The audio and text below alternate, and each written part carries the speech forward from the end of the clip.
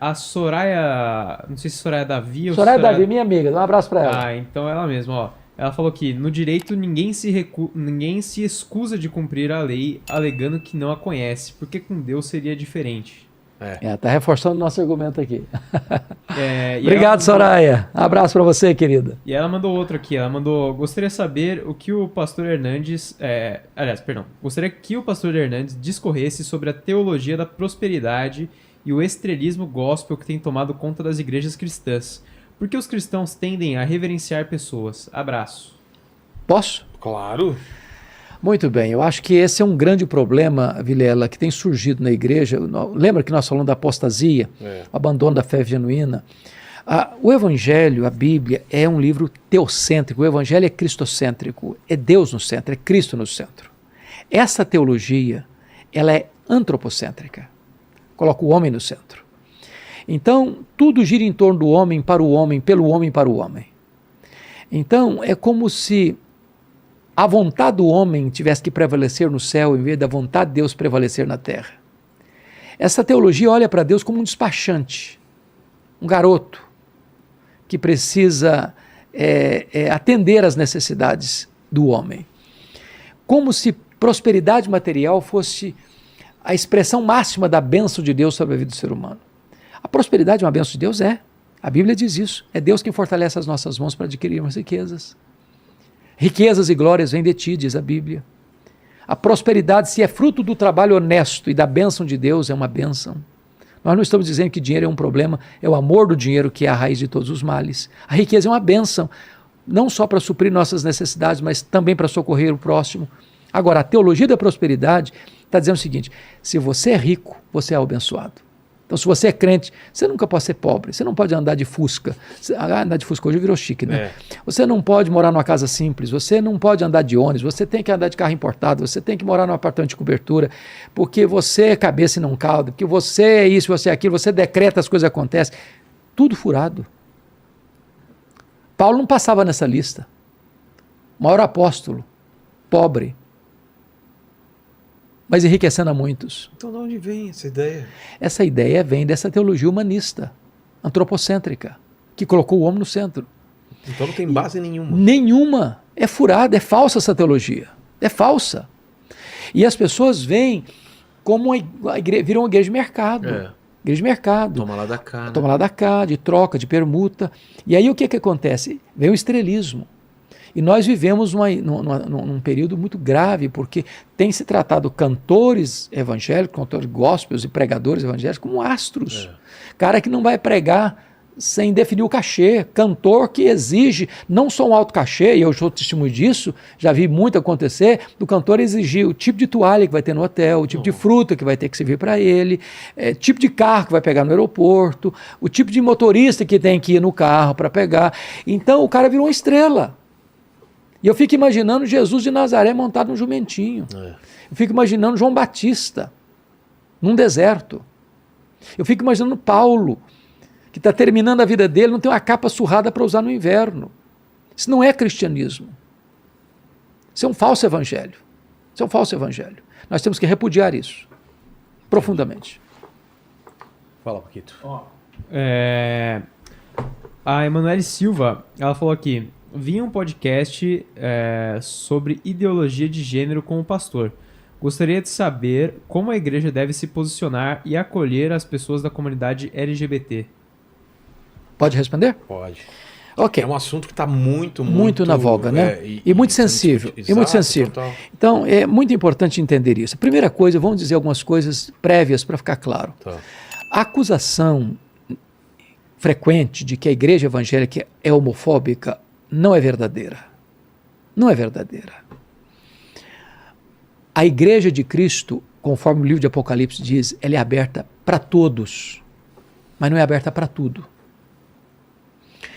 A igreja acolhe todas as pessoas, mas a igreja não concorda com tudo, porque a igreja não é regida pelas decisões da sociedade ou pelas decisões que as cortes, por mais egrégias que elas sejam, tomam. A igreja tem como única regra de fé e prática a Bíblia, a palavra de Deus. Então a igreja é aberta para todos, acolhe a todos, mas a igreja não pode acolher o pecado em nome de acolher o pecador. A igreja de Deus não é inclusiva. A igreja de Deus, ela chama o cidadão todos ao arrependimento. Todos, não importa se o cidadão é o cara mais bonitão da cidade, gravatinha de seda, sapato de cromo alemão, o maior empresário da cidade, precisa se arrepender. Sim.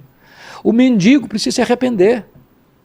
O homem precisa se arrepender, a mulher precisa se arrepender. Aquele que se diz defensor da homoafetividade precisa se arrepender. Todos precisam se arrepender. Não tem dois pesos e duas medidas. Agora, nós discordamos frontalmente dos ideólogos e dos ativistas dos movimentos. Porque se você parar para perceber, a gente convive com gente, lida com gente o tempo todo. A minha lida é com pessoas, seres humanos o tempo todo. Nós amamos as pessoas. Eu já tenho grandes amigos que são homossexuais. Os respeito, os amo, mas não concordo com a decisão que ele está tomando. Mas nem por isso deixo de amá-lo. Nem por isso deixo de recebê-lo na igreja, de acolhê-lo, de abraçá-lo, de amá-lo. Porque o assunto é bem complicado, né? Porque será que é uma decisão? Então agora é que nós vamos entrar nesse ponto.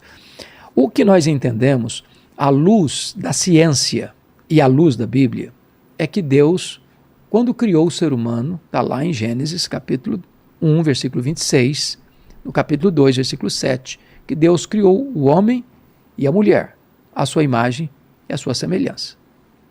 Pronto.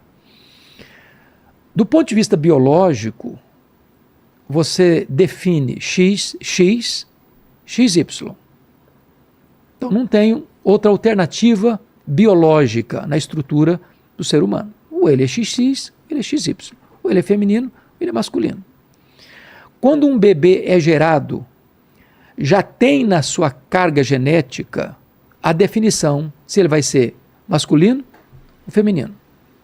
Quando um ser humano nasce, a não ser que haja alguma problemática aí na gestação, que eu não quero entrar nas exceções, é formado já dentro desse ser que está sendo gerado pela mãe, os órgãos naturais femininos e os órgãos naturais masculinos.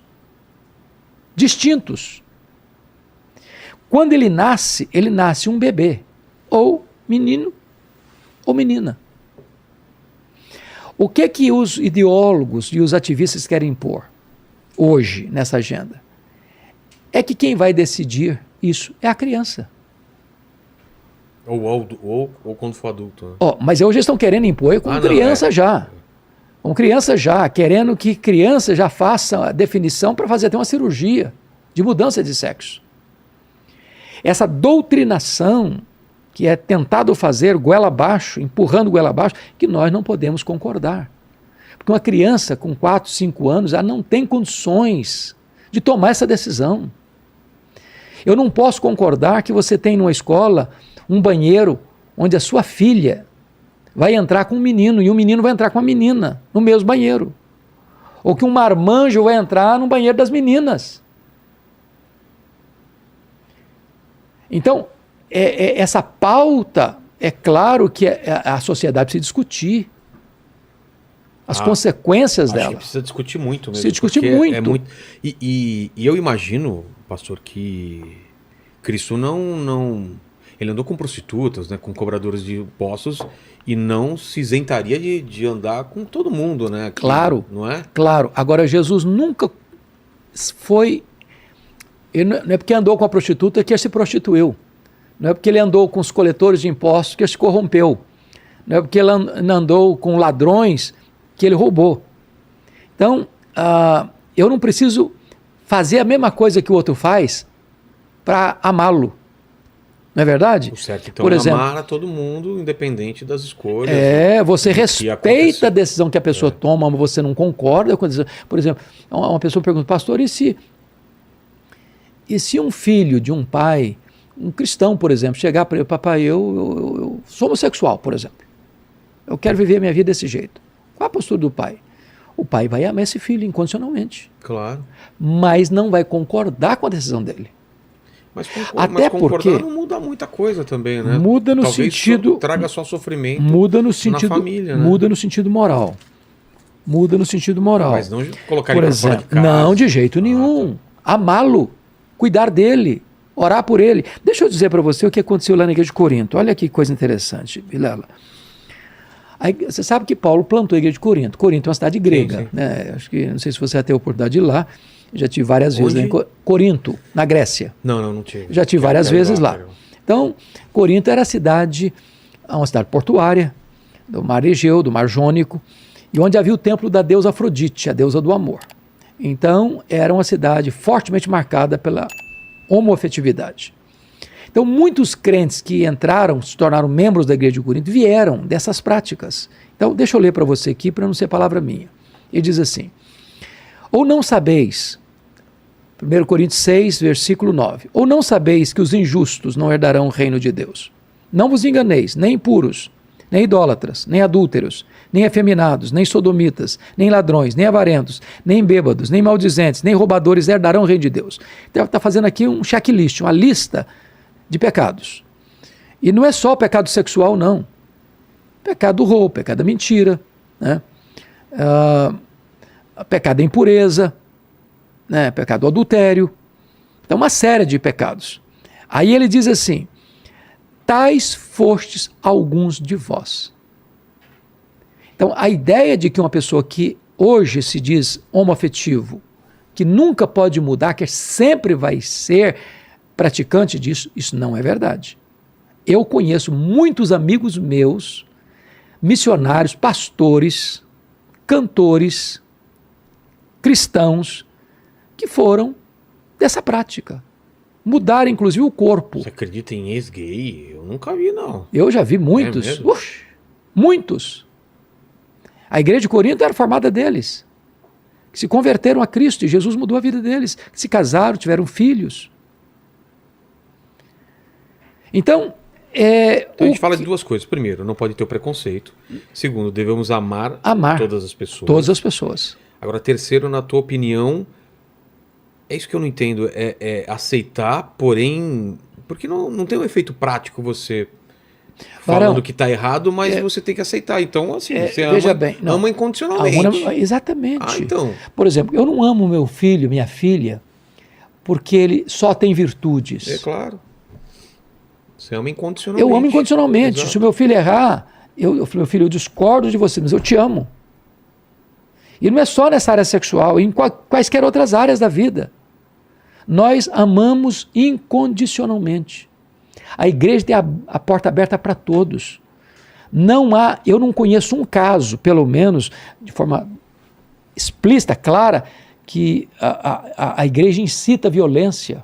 Nem pode. Não tem mesmo, e não pode.